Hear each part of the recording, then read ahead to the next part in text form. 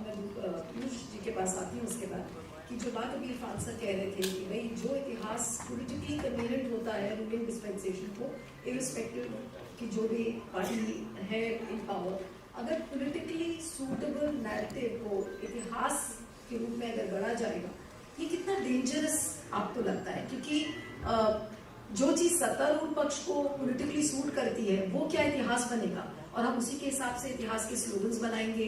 हम इतिहास को इसी तरीके से उस बाइनरी में, अगर हिंदू और मुसलमान की बाइनरी में आज का इतिहास फिट होता है तो क्या इतिहास को अब हम इसी तरीके से, इसी नजरिए से देखेंगे?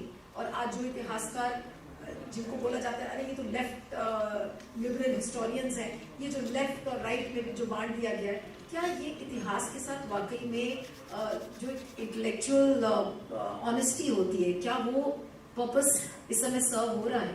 अगर हम हिस्ट्री की बात करें जिस तरीके से गढ़ने की कोशिश की जा रही है या मैनेज करने की, मैं तो गढ़ना भी नहीं कहती हूँ, मैं कह रही हूँ इतिहास को भी हेडलाइन की तरह मैनेज करने की कोशिश की जा रही है। जी, इतिहास के नाम पर जो अपनी मनोहर कहानियां हैं उन्हें फैलाने की कोशिश की जा रही है, और मैं इसलिए कह सकता हूं कि मैं इतिहास का विद्यार्थी नहीं हूं। मैंने तो फिजिक्स ऑनर्स में बीएससी किया, पत्रकारिता में पढ़ा, और खासकर नेहरू जी के बारे में जो आम भ्रांतियां थी,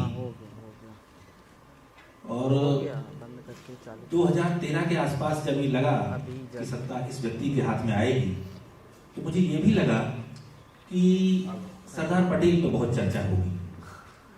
तो मैंने सरदार पटेल को पढ़ना भी शुरू किया, थोड़ा सा नेहरू जी को भी पढ़ा। एक भाषण में नेहरू जी का 1952 का एक पत्र पढ़ रहा था, तो उसमें उन्होंने कहा कि मुख्यमंत्रियों को पत्र लिखा था कि हम उस समय 1949 में जब संविधान सभा में बैठे थे तो धारा 370 सरदार पटेल ने बड़ी होशियारी से बनाई थी, ये किया था। मैं रुक गया, मैंने कहा सरदार पटेल तो सन 50 में मर गए, और सन 52 में नेहरू जी ये लिख रहे हैं, प्रधानमंत्री हैं, उनका तो क्या कहना, और वो तो सब कुछ थे। ये झूठ तो नहीं लिख रहे हैं कहीं इसमें, क्योंकि हमें तो पता है कि धारा 370 तो नेहरू जी ने बनाई और उन्हीं की बहुत बड़ी भूल है और जाने क्या क्या है। तो फिर हम सरदार पटेल वाले पत्राचार में गए, तो वी शंकर साहब जो उनके प्राइवेट सेक्रेटरी में निजी सचिव थे, उसमें भी बहुत बड़े आदमी थे और कश्मीर के नेगोशिएशंस में वो भी पार्ट थे। तो उन्होंने उसकी भूमिका में लिखा कि धारा 370 सरदार वल्लभ भाई पटेल की महान उपलब्धि है, और ये लिखते हुए वो किताब लिखी जा रही है, डॉक्यूमेंटेशन हो रहा है कि हमें पटेल के बारे में जो झूठ फैलाए गए उन्हें हटाना है। फिर हमने और आगे पढ़ा तो उसमें निकल के आया कि जिस दिन धारा 370, उसका नाम 370 नहीं था, वो दूसरे नंबर से पास हुई, बाद में 370 नाम हुआ, भारत की संविधान सभा में पास हो रही है। उस दिन नेहरू दिल्ली में, संसद में तो क्या, दिल्ली में तो क्या, भारत में तो क्या, वो यहाँ थे ही नहीं, वो अमेरिका की यात्रा पे थे। तो ये शॉकिंग था मेरे लिए जिस तरह से, तो ये पावर ऑफ प्रोपेगेंडा, या जो अभी आपने कहा कि इतिहास जो बढ़ा जा रहा है या रोज हमारे ऊपर ठेला जा रहा है, तो और भी मैं कई बातें पढ़ता चला गया, और हर बात में ये लगा कि ये तो फिर ये आ गई। शुरू में तो मैं लोगों से बात ही करना मैंने बंद कर दिया। मैंने कहा मैं जिससे कहूंगा वो कहेगा अभी उसका दिमाग खराब हो गया, ये उठपटांग बातें करता है। तो इनके पास ताकत बहुत है। फिर एक आता है मन में, तो नेहरू की तो कश्मीर का हो गया, वंशवाद का हो गया, उनके प्रधानमंत्री बनने का हो गया, उनके अध्यक्ष बनने का हो गया, और एक ऐसे आदमी के रूप में कि वो तो सिर्फ गलतियां करने के लिए पैदा हुए थे और गलतियां करते करते मर गए। और ताज्जुब की बात मुझे ये हुई कि 100 बातें जो नेहरू के बारे में फैलाई थी, 100 की 100 झूठ। भाई होता है कि 90% झूठ हो, 95% झूठ हो, 93% हो, 100 का 100। इसका मतलब है कि वो कोई संयोग नहीं, एक पूरी मैकेनिज्म लगी, उसने वर्षों काम किया, और अब वो सामने आके खूब जोर जोर से दिखाई देने लगा है। लेकिन ये ऐसा क्यों हो रहा है, नेहरू पर ही क्यों? मैं बहुत दिन तक सोचता रहा, कई बार मुझसे लोग पूछते भी हैं तो मैं बहुत सटीक उत्तर नहीं दे पाता हूं। लेकिन उसका एक वजह तो प्राथमिक ये है कि नेहरू के खून जिनकी रगों में है, उनमें से कुछ लोग अभी राजनीति में नेतृत्व कर रहे हैं। मुझे लगता है कि अगर उन लोगों की जगह से सरदार पटेल के बच्चे होते, या सुभाष चंद्र बोस की जो पुत्री हैं जो बाहर रहती हैं, अगर वो वहां होती, या ये महात्मा गांधी के बच्चे वहां होते, तो इसी मेहनत से पटेल को इसी मेहनत से गांधी को, इसी मेहनत से सुभाष चंद्र बोस का भी कैरेक्टर असैसिनेशन कर दिया जाता, क्योंकि मकसद है कि जब हम ये कहते थे तो तुम्हारा खानदान ही खराब, तुम्हारे बाप दादे ही चोर थे, हम तुम्हें तो चोर बता ही रहे हैं, लेकिन तुम्हारी राजनीति, तुम्हारा खानदान, तुम्हारी जो लिगेसी है, उस सबको करने से भारतीय समाज पर एक असर पड़ता है। ये तो एक बात होगी। दूसरी क्या है कि नेहरू लिखते हैं कि भारत में लोकतंत्र होना चाहिए, या मानते हैं।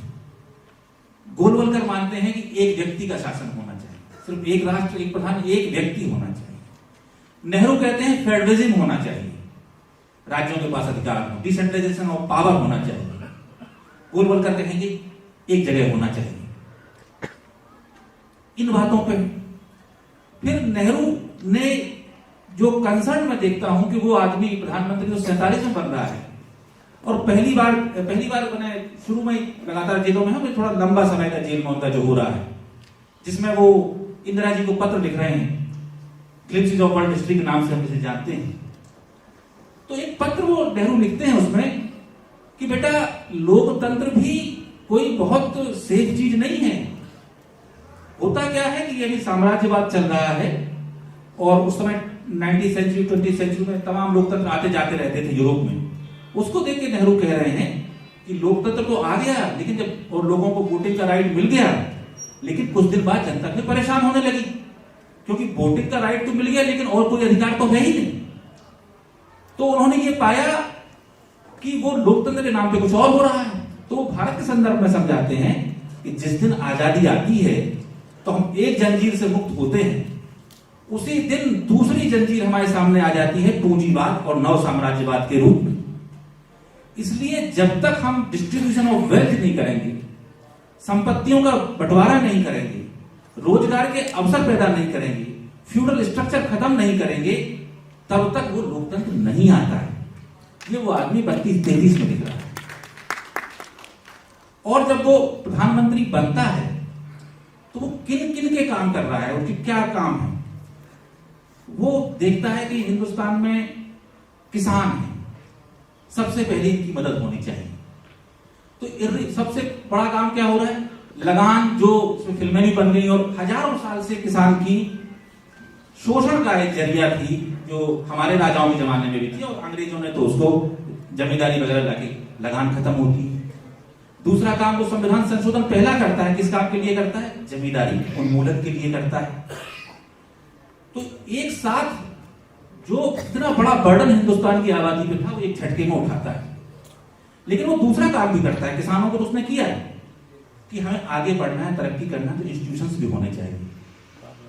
इनके लड़के पढ़ेंगे, जब पैसा आएगा तो आगे क्या करेंगे, तो वो चीजें बनाना चाहता है, बड़े इंस्टीट्यूट बनाता है। इंस्टीट्यूट बनाने में वो इस बात का ख्याल रखता है कि जो एग्जिस्टिंग लोग काम कर रहे हैं वो होता रहे, कुटीर उद्योग अपनी जगह बना रहे, बड़ा उद्योगपति अपनी जगह बना रहे, इतनी बड़ी स्पेस खाली है वहां मैं बनाता हूं। तो वो BHEL बनाता है, भारी उद्योग बनाने का काम वो अपने हाथ में लेता है। मैं कोट कर रहा हूं कि 1955 तक नेहरू जी ने भारत में इतना इरिगेशन का नया रकबा जोड़ दिया था जितनी USA में उस समय तक टोटल सिंचित जमीन नहीं थी। इसी तरह उनके इंस्टीट्यूट्स को आप देख लीजिए, आज भी वो उसने अगर IITs बनाए तो वो आज भी नंबर 1 है, और इन्होंने जो इंस्टीट्यूट ऑफ एमिनेंस बनाए उनका आज तक पता नहीं है।